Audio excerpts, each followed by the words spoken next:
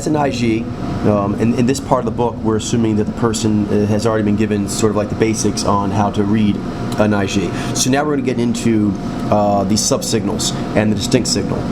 From here, you have to understand as an IG that you're constantly giving out signals based on how your brain is wired. It doesn't matter if you're intending to do that. The G, for example, actually intends to give out signals, but all the powers that you're using give out signals whether you know it or not. It's important to note that how intensely you're putting them out will affect people, as will your development, as will the situation, as will their particular mojo, period. Because you can send the same signal and have it interpreted many different ways. In fact, at some point, we're going to need to come up with even finer shadings of how each of the mojos interprets each of the distinct signals. So, for example, an IG has a distinct signal of dissatisfied. This may not feel dissatisfied to the IG. It may. Often IG feel dissatisfied more when their Ni is touching their G and they feel the disconnect. But when they're actually in pure Ni, what they're really feeling is a sense of sleuthing. Almost like a computer CPU crunching all its resources, and you see that bar that says searching, searching, searching. Now, in IG, it feels like you're searching, searching, searching, but if you're an IG, then you may be familiar with this. If you do that searching, searching thing, and you're looking at a menu, or you're looking in a room or something, or you're staring in the general vicinity of another human being, they start to wonder what the problem is. And that's where the dissatisfied signal comes out. You may not be intending that, but an IG who stare at anything in a store long enough with searching, searching, searching, the general response is, "Excuse me, sir," nervous voice, "can I help you? Is everything okay?" And that's because, I guess, technically, no, I was looking for something and I haven't found it yet. And when you're looking for something that you have not found yet and may not be able to be found, that looks dissatisfied, even though you may not feel it at the time. For example, Jai users may not feel poignant. They might feel poignant, but the other mojos interpret Jai as poignant. Ni feels like a insatiable curiosity. Insatiable curiosity is understood by other mojos, even other Ni mojos, as dissatisfied. So you just have to accept that. Now, dissatisfied may have some positive and negative associations. For example, dissatisfied sort of seems like hard to please. So people, mojo-wise, development-wise, situational-wise, that are in a position to not find that a good thing, may interpret the Ni signal in a negative way because it seems like, oh, hard to please. Or you could look at it as dissatisfaction is a recipe for greatness, that you are never happy with what you've done, you could always do better. So that's kind of a cool thing. Now you can imagine certain mojos are predisposed to see that kind of thinking in one of the two lights. But even then, any person may, in a particular mood or setting or situation, interpret that differently. So as an IG, you have to be aware of that your signal of dissatisfaction is entering the environment with you, whether you know it or not. You may be thinking, I was just drifting. Be that as it may, some people interpret drifting as dissatisfied. Perhaps you are dissatisfied with the conversation. You were drifting out of it, right? And so those signals give that kind of impression to people. So just that's part of the deal. Next, the subsignals have the same thing, where it's a combination of how strongly you are emanating the signal, how well developed you are, and then the people who are there interpreting it, because it can be interpreted multiple ways even though you're doing one thing. So self-possessed / egomania. The positive side of the Ni signal as interpreted by other people. This is key. These positive and negatives are actually interpretations. The Ni is just doing one thing. It's either doing it well or not well, but then that gets interpreted as a kind of positive or negative adjective. Naiji, because they tend to hold themselves apart, are seen as self-possessed. The positive side is it looks like a person who's not easily swayed, that you can count on to have their own opinion, to hold their own counsel, and to not be moved too much by different things in life if you're not around. They basically have something on their mind, and what's on their mind is going to be the dominant factor in their thinking and what goes on with them. So that can be very, very cool. Independence of mind, for example, there. However, Independence of mind can be seen, for example, as self-possessed. It also can be seen as egomania, like you won't accept anyone else's authority, you won't accept anyone else's input, you won't be a team player. These things are seen as egomania. Now the question is, two questions. A, how are they interpreting it? And what is it? Those are they're both very important questions. So for the Naiji, the question is, do you actually have something that is superior than what is going on? Or are you going to try and find that position? If you are doing that, then you're actually just doing the correct thing of Nai. Nai is trying to figure out the answer. However, if you just don't want to hear other people's answers, that's different. That's just laziness, and that is egomania. That's thinking that my model is so damn spiffy that it doesn't need to remodel, and certainly not by the input of outsiders. Only I could remodel, and I do that rarely. That's kind of the attitude. That's not cool, and that would be egomania, correctly. However, be aware that you may be interpreted as being self-possessed when you are in fact being egomaniac. You may actually be accused of egomania when you're merely being self-possessed. So it's a very complex thing. Okay, next. Driven/obsessed. This is another Nai subsignal. Because Nai is so focused on that one thing on its mind, the greatest aha it's had to date, it really finds everything else rather uninteresting. So being disinterested in lesser things, this has a positive or negative quality. You think, for example, of like maybe elite athletes, and they're prized if they have a work ethic and a lifestyle where they don't allow any outside things to interfere with them getting where they need to go. That's being driven. That's actually recognizing that, well, I'm not going to play with the other kids, I'm going to actually do, like, I don't know, more gymnastics or something like that. So that can be cool in that way, but if taken too far, it can be seen as you are writing off things you should not write off in order to get some singular goal. Now the question is, again, twofold. Are you actually in fact doing that? Are you actually writing off something that you shouldn't to get some goal that maybe is not as important as you think it is? Or are you merely understanding the supreme importance of the task at hand and not letting any kind of inferior distractions get in the way?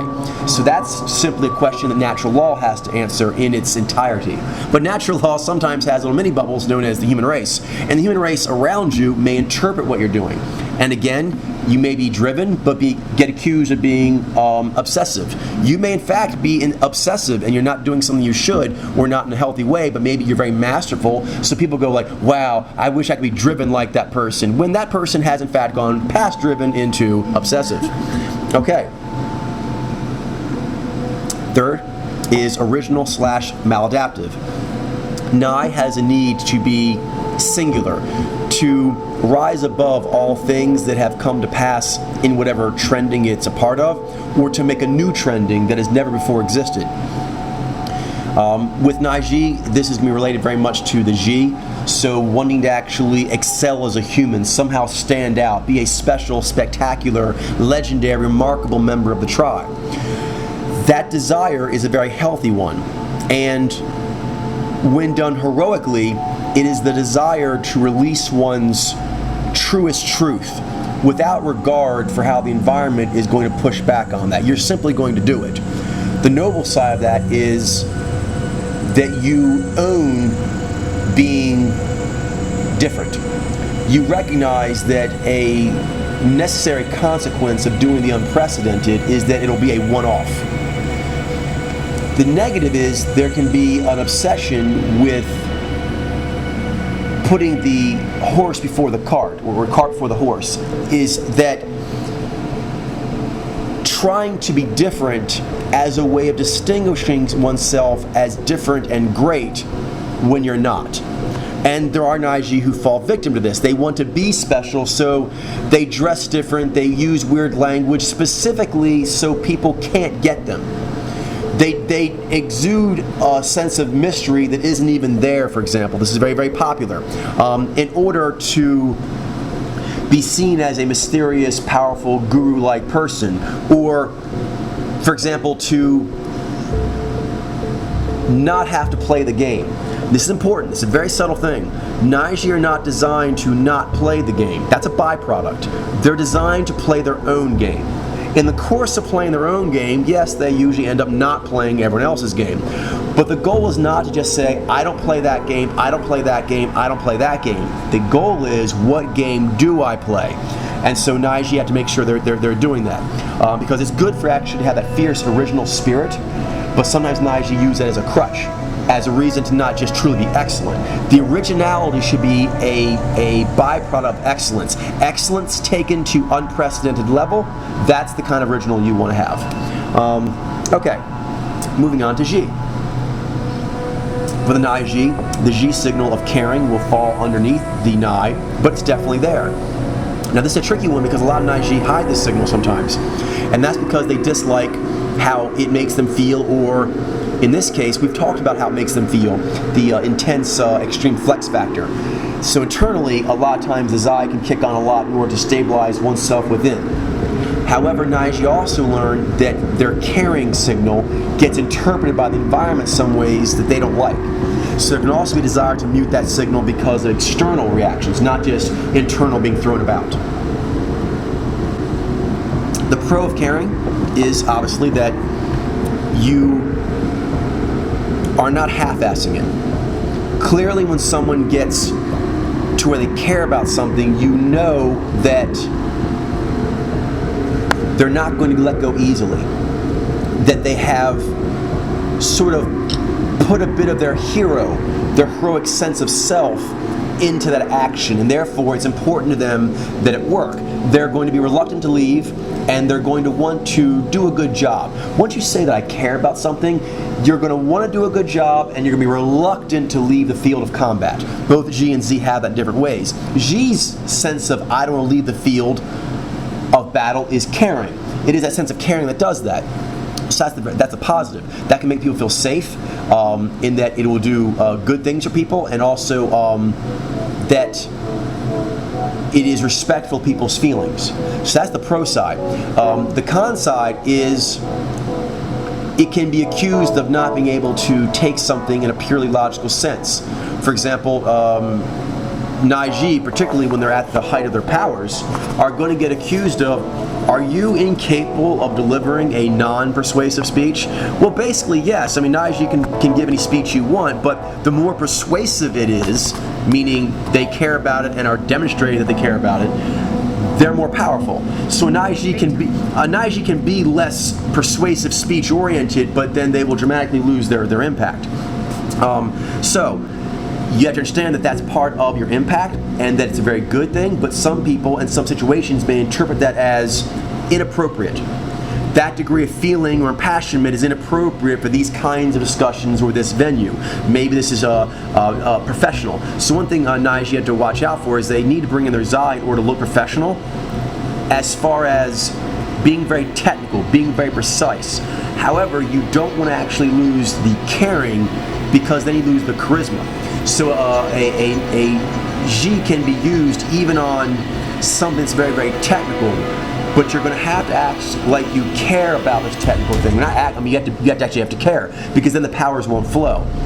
But be aware that in certain settings, you may have to hide this, modulate it with Zai so it comes out a little differently, more muted, or accept the fact that you are going to charm the boardroom and get your way, but maybe several members on the board are going to be like, man, he cheated. He basically charmed them into that contract. He didn't actually do a correct slideshow presentation with, charts and graphs and shit. He basically, charmed them. Okay, so yeah, that's just part of the Naiji game. You have to accept, how you want to play that and what you feel comfortable with. Okay. First, subsignals. Charismatic, manipulative. That was kind of already touched on a bit, so I won't go in there too long, but being charismatic, there's basically a code to people. This relates very much to social alchemy. Ji mojos are designed to actually note motifs in play, similar to a video game. Kind of like they see a motif, they're like, aha, that's such and such motif. All the Ji mojos share this. But because they're able to note motifs, for example, that greeting people at the door is a good time to do sort of get to know you stuff. You can use that to make that experience more comfortable and more rewarding. And so that's the charismatic side, is because there are these moments where like these motifs come up and people can feel like, I think people are supposed to say something or do something. I think maybe someone should pat someone on the shoulder or something. You mean, it's in the air. And so Zhimojos allow you to actually know this, particularly the Naiji having a subjective power of perception over it and it being Nai. There's an incredible knowledge of the game going around you. So you can come in and see that a person is feeling upset when they didn't realize they were. You can come in and actually see that, kind of like poker, you know, you have 2 of a kind plus 2 of a kind. If you add a third card, you could actually have 3 of a kind plus 2 of a kind, now you have a full house. Naiji kind of see that way with the Ji. You're like, ooh, there's 2 of this person plus 2 of this person. I bet if I introduce this other person or myself or this topic, it would make a bonus round conversation. So that's something that Ji can do, and people go, ooh, that was cool. We were having this normal interaction, and then they sort of like add a certain piece or steer the Ji steering wheel a little bit, and the conversation went this way, and it was awesome. That was kind of like a cool payout that was planned, was orchestrated. Orchestrated. That can bother some people, that word, because that word smacks of being manipulative. Because you do know what you're doing and you know what the effect is. So you could use that to not just make productive harmony, which is the goal you're supposed to do. I mean, you are to not make that greater whole, but instead to make something lesser, which is, I just want them to think I'm cool. Or I want them to actually agree to babysit for free. So basically I'm going to use motifs unfolding, like magicians use this, in a way where there's certain motifs that have a beginning, middle, end, and you can kind of manipulate that to actually have people miss things, and they don't realize they missed it. It can be used in reverse as well, which is you can set something up to where it would be rude to deny you. And so Ji can very much use that guilt, rudeness kind of thing to make sure people give you what you want, because otherwise they'd be an asshole. Okay, so if you're using that just to get your own way, which is I want them to babysit for me for free, so I'm going to make them feel like an asshole if they don't do it, that's wrong, that's manipulative. However, Ji is designed heroically to make assholes feel like assholes. So I mean, that's part of charisma, is like letting an asshole know I really don't like you, letting a cool person know I really do like you, and not having that be fake. Having it be just something that's going to orchestrate the motif to a better ending, a more awesome ending. Okay, so obviously there's the question from within of, am I using it for one reason or the other? Am I trying to use it charismatically, where I'm actually simply trying to do a good thing and I'm selling it? There's nothing wrong with selling a good thing. But then there's like, okay, I'm not really selling a good thing. I'm doing what I want and selling people that I'm selling a good thing. When in fact I'm not. Okay, so that's the first question. And again, there is a second question, is how is the environment interpreting this? Because again, you could just be charismatic, but people accuse you of being manipulative, particularly if they don't have that power. It strikes them as you're cheating somehow. And vice versa, you can be manipulative and have everyone saying, you're such a sweet person. You know you're not. You know you're actually a sham. Just because the whole village is buying that line of shit doesn't mean it's actually true. Alright. Next. Loyal, clannish. The upside is going along with caring, is you can care about particular people, so they know that in the masses of humanity, wherever they may reside, wherever they may be matriculating, that they won't be lost to you, like their soul scent has actually connected to you, their story is connected to you. That's how Ji works, particularly for the Naiji. It's like, you're in my story now. So you know I'm not going to leave, because that would inherently make my story suck. Like, that would actually mean that this was some sort of tragedy, or that I am a villainous person. That's the story. I don't want my story to be the story of a villain. Okay, so that's really cool. That means that even if maybe a friend is a little slow, you're not going to leave them behind. That's cool. That's loyal. Okay, now I can hear Zhimojos all across the planet saying, yes, but what if your friend sucks ass and a better person should fill that slot? Okay, see, that's tricky, because that is a very good point. So there's a line, 2 lines, one within yourself and one with how it's being interpreted, but they're both talking the same thing.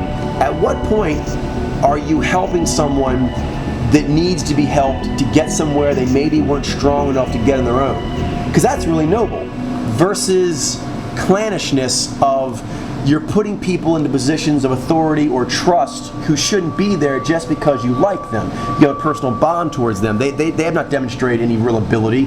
So that's something that people are scared of Xi. When they see the way Xi works, they like the fact that, like, ooh, I'm on that person's team. They won't leave me behind. And other people thinking, like, I'm not in their team. They might actually not even put me on the fucking list just because I'm not personally on their team. And that's not fair. So the question is, why are you doing it? And this gets into the Xi coming in. Is it actually logically sound? Because there is a point of caring about people who are maybe under the curve, behind the curve, who are just heroes waiting to bloom. Xi likes to do that, particularly Nai with Xi, likes me to figure out what would unlock a person I care about to take them to their greatest heights. That's actually logically sound. Except perhaps if the friend is just gone dark, has gone villain, has gone lumpy lump, and is refusing to hero up. That's when the Xi should say, they're actually fucking you, they're fucking the tribe, they're fucking themselves. So that's not caring, that's enabling. And so that's when you have to realize, if I'm enabling something, that's probably got some clannishness to it. I'm just doing it because I like them. So you should call yourself on that. In which case, it'll just be loyal because you're doing it as a way to actually help people reach their fullest potential. But again, be aware that it will be interpreted different ways by people outside of you, regardless of how you intended. So know your own reason for doing it, so you know I'm heroic. Especially being Nai Xi, you have to hold on that sense of self, that living your Tao. Know why you're doing it. Always know why you're doing it, and make sure you're okay with that. Make sure your other is okay with that. Make sure your shiny baby is okay with that. After that, you do have to deal with the world as well, so figure out how they're interpreting that and see if maybe you can't realign those better. That's a lot to do with self-mastery, is actually aligning the world, particularly for Nai Xi, who have very good powers of expression but are often mysterious to themselves and others, is being able to express themselves so that there's more of the world able to see them as the signal they really are giving out and not some misrepresentation because of confusion. They may just not like you because they don't like you, but sometimes it's confusion that can be dealt with. All right. Passionate, volatile. Okay, passionate. The cool thing about passion is it really is sort of like a major component or element of the flex factor. Is passion basically gives you oomph. That's what it gives you. It gives you oomph.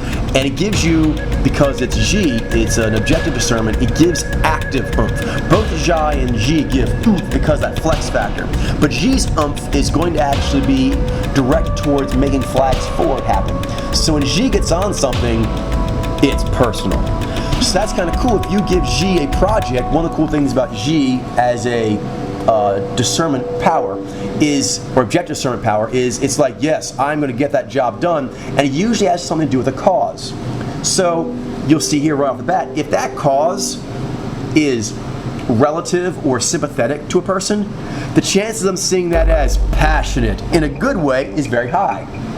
If they are not aligned with your cause or don't have that connection, don't feel like they are part of your bubble, then they're going to probably interpret that as volatile. And the reason is you're getting fired up, you're getting emotional about putting a flag forward when they may not like it.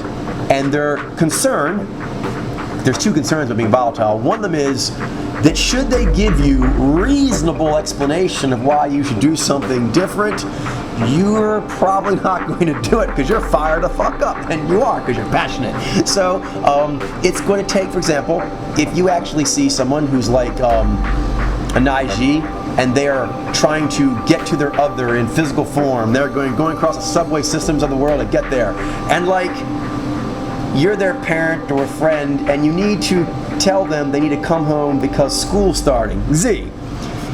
You probably know that they're going to ignore that, even though that sounds Xi stuff you're telling them, because they're worked up. And so that's where there can be like a concern, like, oh, you know how they are. That means they're saying you're volatile. Even people say, oh, you know, they're like passionate or whatever. When said with like a tone of voice, it means hot-tempered. It means volatile, like you can't reason with them. So that's where the passion basically is an unreasonable quality. Actually, if you are being unreasonable in another person's defense for cause that they are lying to, that is awesome. People love a hero who is unreasonable about doing the right thing. But if you think perhaps the person may not be doing the right thing and they're also then still unreasonable, it's horrible. So the flex factors tend to be very, very positive or negative. Another question of being volatile is how it turns. See, if you are aligned with it, not only do you see that it's a part of you and therefore that passion for that cause is for you, so that feels really, really great. You also are in time with the heartbeat of that passion, so that when something affects the environment that would cause an impassioned joyousness, an impassioned aggression, impassioned depression, any of these things, if you are in tune with that heartbeat, so there's being agreement with it, then there's being attuned to that heartbeat. It doesn't strike you as shocking, or if it does, it doesn't seem like out of nowhere. Because the other thing that gets people to be called volatile as a negative is you can't reason with that person as far as they're going forward, you're explaining to them why they shouldn't, and they keep doing it. Or they start going somewhere, or change direction, and you don't know why. Like they were calm, eating their eggs and bacon, and now they're out in their car, driving down the road barreling. Now, if that's because someone's child actually is bleeding out on the table because of a bad accident at the table, that happens sometimes, that's awesome. That person's like fired up and they are like in their car down the road to the hospital before they can even breathe. On the other hand, what if it's sort of like you're watching something yada yada and something comes on TV, maybe a sports team loses that you care about, whatever, and you just like flip out. People start getting nervous. They're like, I didn't know he was going to flip out over that. That's the big one. The more people can identify with why you're getting worked up, the more it's seen as heroic. The more they can't identify or can't see it coming or understand it, the more foreign it seems, the more threatening, the more dangerous, the more mercurial. All right. Again, you can be passionate, they'll call you volatile. You're being a volatile ass, they're like, wow, he's passionate. So, there you go. Unflappable. Unflappable comes from Xi. This is a undersignal that really only comes out in flashes because it's modulation, but it should be noted for the Naiji that this is a power that a lot of them go to heavily in order to deal with the intensity and the huge flex factor of the Ji, so the Nai and the Ji. So a lot of Naiji may identify with this heavily. One thing they should be aware of is this signal is going to have a higher propensity for being seen as negative. And this is because your signals have a natural heroic ranking. So for Naiji, it's Nai, Ji, Xi, V. So going along with the concept of fetishing, there are fewer moments where that's going to be seen as heroic. When they are correct, they'll be penultimate heroic. They'll be more extreme because they're further the peak pathway. But done all the time, it's going to be difficult for that to actually be a positive because it mutes what should be dissatisfaction, like a sense of like I need to be great, and caring. I care about myself, my heroic conduct, and the tribe of people that I associate with. That is pure power and charisma for a Naiji. Unflappable mutes those signals. So that's not a good thing. Now where it's good is Naiji experience a lot of stress in life, both induced by their own processes and the pushback that comes in the world when their processes make things manifest.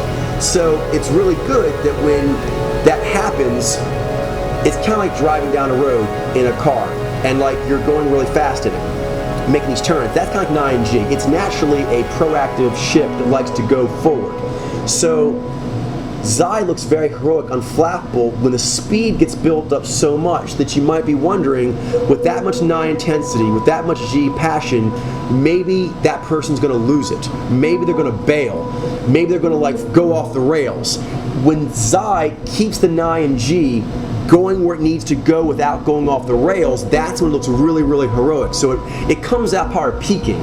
But as a normal thing, it'll be seen as too cold. It won't give the chilly kind of calming effect as Xi Mojo gives. We don't have that kind of unflappable. Okay, so pros and cons. The pro of the Xi is that being unflappable makes the Naiji seem less histrionic. And that's a good thing because that can make people unsettled, nervous around us, don't know how to deal with us. The unflappable, ironically, because it's a logic-based power, but sometimes it can help people know how to deal with us values-based wise better because it makes it a little more manageable. Okay, so that's good. The downside is when Xi comes on heavily unflappable, particularly say Nai paired with a Nai and being subjective, is we can look really creepy. Really unflappable and IG has a tendency to look creepy. Xi Mojos doing flappable, calm, chilly. Okay, all the G Mojos when they actually are doing lots of Xi look creepy because they look like they want cold on you. It's very pronounced. Because Xi Mojos don't go cold; they're just chilling, cold, and happy. But G Mojos are going warm or want to go warm and they're not. So it looks different and it has a displeased quality to it. Even though it's like dissociated, why are you disassociating? Because nothing here interests me. So it looks very, very disinterested. So that's not cool. Unless you're actually trying to make someone know pointedly that you find them disinteresting. That can be a masterful thing done by a teacher. You're doing brilliant thoughts, you're giving all this charismatic stuff, and then a student does something asinine, and you freeze them up. You give them the freeze. And as soon as they realize they're an ass and stop, then you go back to what you're doing before. And a sudden shift into cold teacher is good. But you wouldn't want to stay cold teacher because then you wouldn't inspire students the way Naiji inspires students. You know what I mean? So only as needed. So hardcore, dismissive subsignal. The positive side, and a lot of Naiji will understand this because a lot of them have a lot of Xi development, is if you want to get somewhere that no one else has gotten, you need to use your Nai and figure out what was outside their scope, what was outside the journey they prepared for themselves because they didn't make the right mapping of the journey. There's another big issue. They mapped it out right, but they were punks. That's the second reason why they fail. They actually figured, okay, I need to dedicate 20 years of my life to do such and such, and then I'll be a master, whatever. And then they did it for like 6 months and stopped. Okay, so the cool part is Naiji who have good Xi development in a heroic way know how to push themselves hard. They know what it takes to get that win, and even if that win comes close to taxing them beyond what they can handle, they note, I can handle that. It's very close to what I can handle, but I can do it, and I'm going to. So that's super heroic. The downside, which almost all Naiji get accused of at least some point in their life, if not every day, is they go too hard. They go too hard, and when people say, maybe we should take a break for food, or maybe we should talk about something else, maybe we should make the conversation a little lighter. No, we're on a case and we're not stopping until we get there. This is a one-lane train, people. Okay, so basically, if you can't hack it, get out of the kitchen. All right, so that is healthy up to a point, particularly, for example, with oneself. A Naiji can actually push themselves beyond what they should. Their body is telling them that's going to break me, that's going to send me into a spiral, but they do it anyway. That's clearly being dismissive because they were actually getting Xi, vital, red alert, signals, and they ignored it. When Xi sends you signals, you should not ignore that. Okay, now that's within oneself. Outside, and this gets very tricky because Naiji do by nature need to do wolf packing and things of that nature. You do need to recognize the Xi and Xi of those in your bubble. And when you're going forward, the need to go forward needs to be balanced with the need to take the bubble forward. So if parts of the bubble start saying, we're falling out, we're not making it, we're not going to make it at this pace you're setting, we need to take a break. You have to accept that if you want them to actually go where you're going. That's actually being truly hardcore. Because it may seem hardcore, when a Naiji's by themselves, it is the more hardcore thing to do to push as hard as you personally can go. That's correctly being hardcore. Ironically, and Naiji who know how to push themselves will know what we're talking about here, it can actually be harder to not go forward. To actually have a bubble of people that you need to go with you or a situation you need to go with you, and so it can only go so fast. You need that bubble to go there. You will lose the MMORPG adventure if the entire bubble does not arrive at the Golden Kingdom, where the fuck it is at the end. So if you can get there is irrelevant. The only thing that matters is, can the bubble get there? So if Strider is taking a bunch of hobbits on adventure, it doesn't matter how fast Strider can go. What matters is how fast him, the hobbits, can go. Because the hobbits have to make it to the end. It doesn't make sense. So without that, then they've lost everything. So if he is actually going to cause the hobbits to actually die for something that he's doing because he wants to be uber fucking badass ranger dude, then he's caused the entire epic thing to fail, and that's because he was dismissive of something he should not have been dismissive of. However, early on in the adventure, Merry and Pippin are like, what about 11sies? What about second snacks? Okay, that's when it's time for the little hardcore of like, no hobbits, we're marching. You don't need 11sies. You know what I mean? Now, granted, you can't march as far as I can, but you are definitely not eating 7 times a day. All right, next. Obviously, some people, like those hobbits early on, he was just being hardcore, but they would say he's being dismissive. They're like, we're shrinking, we're melting, we're turning into shells of our former selves. So they're like, he doesn't care about us and our feelings, he doesn't care about anything about us. All right, so, Zai, self-assured / condescending. Okay, it comes down to 4951. The 4951 is very present in this particular subsignal, which is, do I have it or do I not have it? Now, this is a very powerful position for Naiji to be in, but we should not stay here, and that's because it's a position of not moving. You want to use this when you are in your travels, and as you're traveling Naiji, metaphysical case detective, you may involve coming up against pushback, coming against people who are going to try and stop you. And then you give them the 4951 of, are you kidding me? Do you actually think you can stop my progress? That's how Zai comes off for Naiji. It's not meant to keep us still. Ironically, it's meant to keep us moving. It's meant to keep going forward, similar to a phalanx. And as the environment tries to stop the phalanx laughs at that. It just tightens its ranks and just keeps going. So, the attitude, in a heroic sense, is I see where I'm going, I'm walking where I'm going. I see where I'm going, I'm walking where I'm going. That's the natural beat of a Naiji. And then when something gets in its way, the Naiji's attitude, if it's done its job correctly, is, no, I've thought this out too well with my Nai, I'm too strong, my swagger is on with my Ji, so you're going to make way for me. That's all that's going to happen. Or I'm going to leap over whatever obstacle you put in your way. But 4951, I can't be stopped. So ironically, Zai for Naiji, the self-assured quality, has a lot to do with being unstoppable.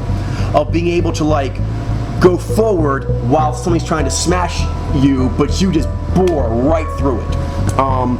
Now, condescending. This is 4951 and has a relation to, say, the bracing quality in a negative way of being overly aggressive of Z. Is with 9G, you have the story unfolding, and when a new story thread comes in, the Naiji can take the attitude as being the producer of the great story, of the all story. Now, this is true to an extent, and that's where being self-assured comes in for a Naiji, which is someone else or something else is trying to stop your story or change your story or add their story thread to your story, and you're like, no, I already have my beautiful vision and I'm hearing it out, so you're really not part of this. So this is an A to B conversation, see your way out of it. That's kind of like the attitude. But where this becomes a problem is the Naiji's moving so fast, so hard, has their eyes so locked on the ball, as it were, that really there are positive things that could be woven into that tapestry that are being ignored. And sort of like the writer or director or actor or cinematographer basically says, maybe we should make the movie just 10 minutes longer so we can include that one scene. No! And just instantly veto, just Zai shut down, like, I don't want to hear that shit. I have a vision in my mind for an hour and 20-minute movie that does such and such. But what if someone, for example, Nijai can help train you this. What if someone saw your vision, loved your vision, and actually came up with a really cool cross-contextualization, and you're just going to Zai it just because it was something you didn't see? That's very much, we'll see where that will become condescending with Naiji. It was sort of like, if it could have been seen or was worth seeing, I would have already seen it. And that's really uncool, and that's where it's being dismissive, because a Naiji should be self-assured enough to know my vision is great and any contributions to it will only make it greater. Actually, in that case, being dismissive highlights that you're not self-assured. Does that make sense? Because if what you're doing was great, someone adding to it just makes it more great. It doesn't take away your greatness. So if a Naiji is assured of their greatness, then they cut people off or allow them to go forward based on whether or not they can truly help the project, and not based on the ego of the Naiji. So that can very much be a problem there, is connecting with the ego. Finally, on Zai, tactical/ruthless. Now, again, you're noticing as these signals get lower, there's more of a chance that he's being perceived as negative, because they shouldn't be making up the majority of the Naiji's diet. And if they are, there's going to be a problem. One thing is that a Naiji is supposed to naturally be caring and figuring out how to do the best dynamic steering so that the math for everyone involved in that bubble raises up through the practice of productive harmony. And once that is achieved, you as a hero, a G hero, will get a heroic share of this bounty that you helped create for everyone. Tactical is sort of like, this bubble is going to have to maybe do some rather disciplined things that maybe it finds uncomfortable in order to get the win. That's good. That's just a Naiji who actually is tactical, which means the G bubble that it's promoting is likely to win. So that would make you feel good. Cool, the person who's actually like steering this bubble is a winner. They have tactics. I like tactics. That's good. So like your Nijai other, there's Z's like, I approve. Because like I like the vision, I like the feelings, but I like you to win. Winning's important. Okay. So tactical kind of gives the impression that it's likely to succeed. Ruthless, however, is you do have to make cuts in the G dynamic bubble in order to get it to go the way it should. For example, you're going to have to say to people that as a bubble, we don't do certain things, or we do certain things, and those things may take more work than normal living. So you're actually requiring people to do a little more, to be disciplined. So that's cool, because then they'll be more formidable, more impressive, more enlightened.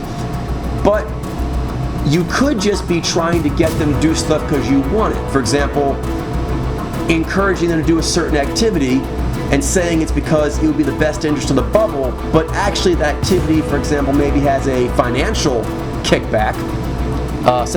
Ruthless is doing G tactics in order to really just take care of yourself. So this is often going to be seen extra cold for G mojos, because your normal way is supposed to be warm and making people feel safe. Whenever you use the Zai to kind of make sure that you don't get taken out or don't get misused, be aware that that's going to make people feel colder towards you and start trusting you less. So you have to be trusting to get trust. That's kind of how it works. But on the other hand, you don't be stupid. And that's why a Naiji who actually has tactical Zai can make sure that its people, its bubble, don't get fucked over, don't get actually hoodwinked or things like that. So that's good. You want a leader who's not going to get hoodwinked, but you don't want a leader who's going to hoodwink you. All right, what's up? Stylish shallow. For Naiji, they can be shallow. Well, basically, this is going to be even more accentuated because of the polar power. When done properly, the V of Naiji, the ampage, as it were, is going to give a lot of like kinetic, feral, sort of anomagnetism energy. This makes anything the Naiji was doing, this is crucial, this is special V, this is Naiji V, it's generally going to be a part of the Nai, the Ji, to the Zai. So it's going to be a demonstration.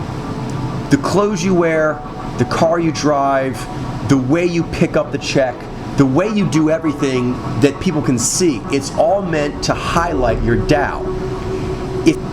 If you don't like that, one thing that Naiji will often get accused of is being vain. Because the way a rock star goes out on stage, many of them are Naiji, they're basically wearing an outfit designed to portray them as like this high priest or priestess on stage rocking out. If you came to have that ritual experience, you're going to think that that getup is awesome. You're going to think they look like a cool metaphysical gunslinger. Yay, I love my metaphysical gunslinger hero. Okay, if you are not a fan of that artist, you don't buy that artist's records, you disapprove of their entire genre, okay? Like maybe they're a rap artist and you do not like rap. Then everything they do to basically bling themselves out in that way is going to be offensive and be seen as uber shallow, really vain. Like a particular word I think really is applicable here. Vainglorious. That's kind of what Naiji will be accused of when they actually go that way. And again, you may just be stylish. You may be a high priest or priestess doing your thing and you're just owning the moment. But doing anything that well will get haters. And that's one thing they'll generally say is that you really are full of yourself in a way of that. It's sort of shallow, but it's generally portrayed as, wow, you really think a whole fucking lot of yourself. That's usually the attitude people take when they take that in a negative. In a positive, it's like, man, if you're gonna do it, that's how you do it. They brought all the bells and whistles. Okay. Acquisitive, gluttonous. Again, this is going to be very, very fetishy, so more propensity for being seen as negative and for being difficult to control, but it is a positive done correctly. Naiji tend to go OCD on things they're really into, and when it comes to V, this will often have to do with experientialness and collecting. So, in the positive, a Naiji, for example, say is an artist or scientist or involved in some kind of field where they're doing the Kensei thing. So you'll see the Kensei, there's a lot of correlation with the V here, is they'll need to own every single record or theory book, whatever it is they're into, they'll have to possess it and make their room or office a shrine. It's not a room or office, it's a shrine. Okay, that's actually a cool thing, and it brings down this real spiritual kind of fanatic element. Again, done correctly, that scene is very cool because you go to this person's temple or room or whatever, and it has got everything. Like it was made five senses love to.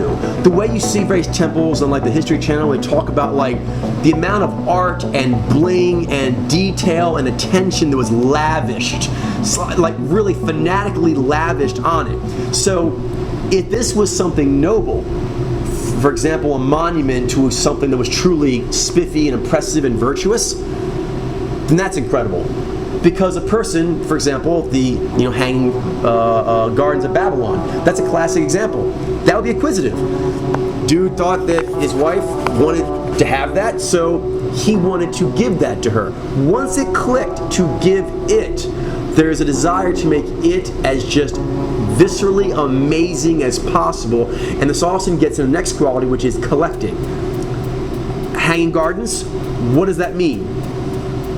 I have to have it all. Every flower that the powers that be that would allow it to grow here, I want. So that when someone comes in, they can literally see everything that is humanly possible to make these flowers grow here has been done. So you are stunned by this experience. Now, a lot of people consider that really cool.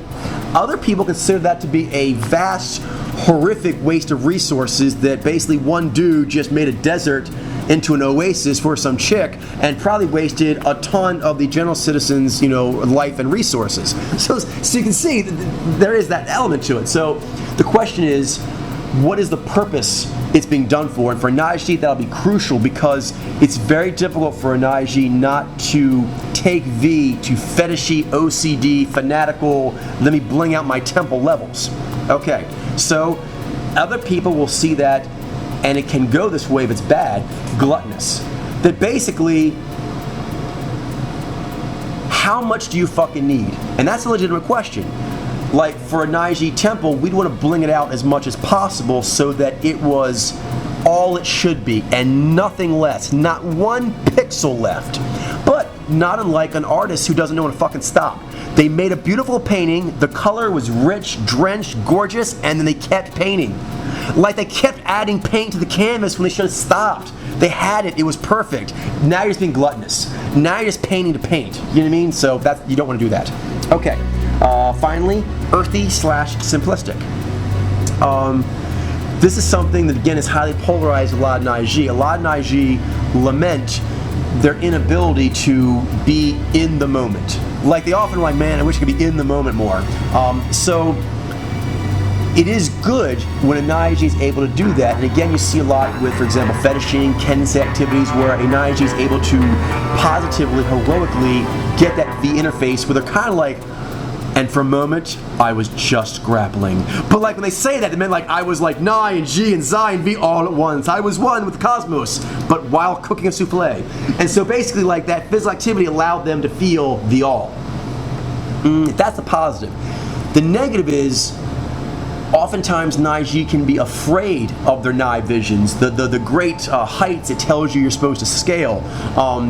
And so there can be a desire to sort of ignore that and to deluge yourself with signals from food, sex, working out, just visual eye candy, in order that that signal seems less important, that you're just doing what you're doing and nothing more.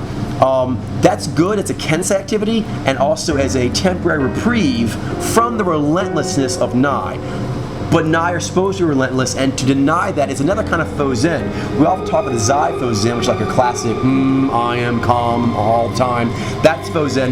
There's another kind, which is this, hey, I'm happy guy, zest for life, and I love pizza.